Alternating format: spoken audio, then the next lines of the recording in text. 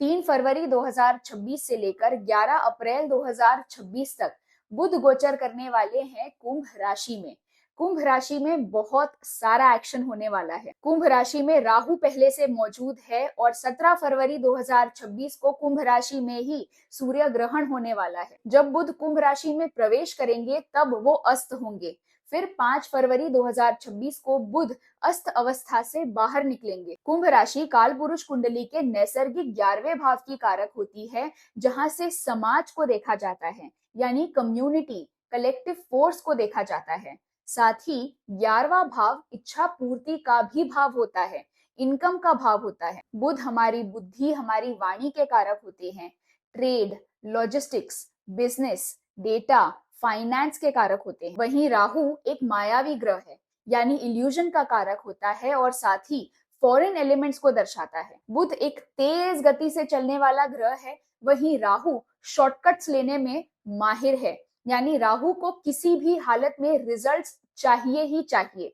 यानी दोनों ग्रह धीरज की कमी को दर्शाते हैं, यानी लोग इस समय में दिल से ज्यादा दिमाग से काम लेंगे, लॉजिक इमोशंस पर हावी हो जाएगा। इस कॉम्बिनेशन के चलते वैसे तो सभी क्षेत्रों में, लेकिन खास तौर से फाइनेंस के क्षेत्र में लोगों का बहुत ही शॉर्ट टर्म व्यू होगा।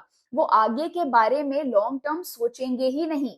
इसके चलते सट्टेबाजी बहुत ज्यादा बढ़ने वाली है। और जैसा मैंने कहा कि 11वां भाव इच्छा पूर्ति का भाव होता है, इनकम का भाव होता है, तो पैसे कमाने की इच्छा लोगों को पागल बना देगी, क्योंकि राहु ऑब्सेशन का भी कारक होता है।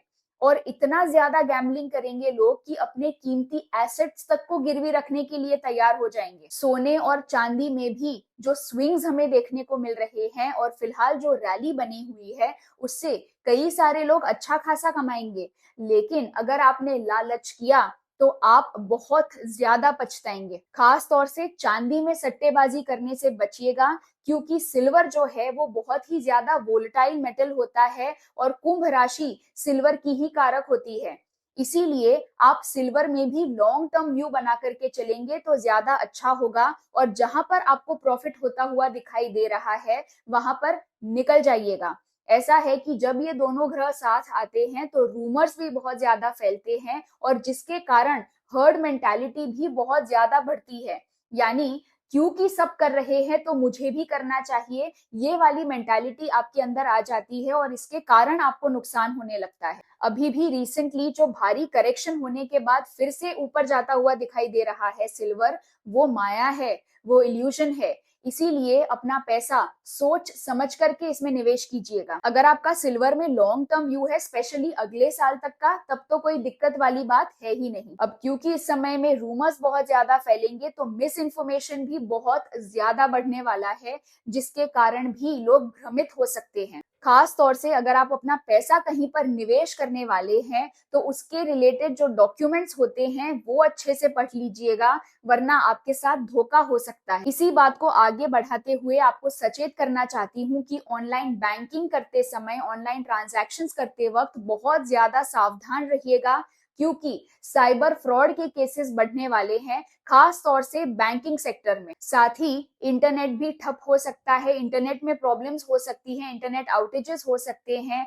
जो वेबसाइट्स हैं या फिर जो ऑनलाइन प्लेटफॉर्म्स हैं, जो ऑनलाइन एप्स हैं, उनमें भी टेक्निकल ग्लिचेस की वजह से या फिर साइबर सिक्योरिटी में लैप्स होने के कारण भी समस्याएं आ सकती हैं। इसके अलावा क्योंकि कुंभ राशि वायु तत्व की राशि होती है, तो अगर आप हवाई यात्रा करने वाले हैं, थोड़ा सा संभल कर रहिएगा, बैकअप प्लान अवश्य रखिएगा, क्योंकि ट्रैवल डिलेज हो सकते हैं, फ्लाइट कैंसिलेशंस हो सकते हैं, एविएशन सेक्टर में दिक्कतें बढ़ने वाली हैं। इन सभी के लिए, यानी चाहे वो बैंकिंग हो, एविएशन हो, ट्रैवल हो, किसी भी चीज के लिए 26 फरवरी से लेकर के 20 मार्च तक का जो समय होगा वो बहुत ही ज्यादा क्रूशियल होगा, क्रिटिकल होगा, क्योंकि इस समय अंतराल में बुध वक्री अवस्था में होंगे। ये जो भारत और यूनाइटेड स्टेट्स ऑफ अमेरिका के बीच टैरिफ डील हुई है, ये कंफ्यूजन के समय ही डील हुई है, यानी ये कोई ठोस, कोई कॉन्क्रीट डील नहीं है। जब इसकी क्लैरिटी मिलेगी तब उसका प्रभाव इकोनॉमी पर और ज्यादा पड़ने वाला है। तो डील होने की खबर मिलते ही शेयर मार्केट में जितने तेजी से उछाल आया था, उतने ही तेजी से शेयर मार्केट फिर से नीचे भी गिरेगा, क्योंकि ध्यान रखिए कि 17 फरवरी 2026 को कुंभ राशि में ही सूर्य ग्रहण भी होने वाला है और सूर्य पॉलिटिशियंस का कारक होता है, ऊंचे ओहदे पर बैठे हुए लोगों का कारक होता है, पावरफुल लोगों को दर्शाता है। तो जिन लोगों के कारण उछाल आया था उन्हीं लोगों के कारण फिर से गिरावट भी होगी। हेल्थ के नजरिए से अपने नर्वस सिस्टम पर ध्यान देने की जरूरत होगी। अपना स्क्रीन टाइम कम से कम रखने की कोशिश कीजिएगा।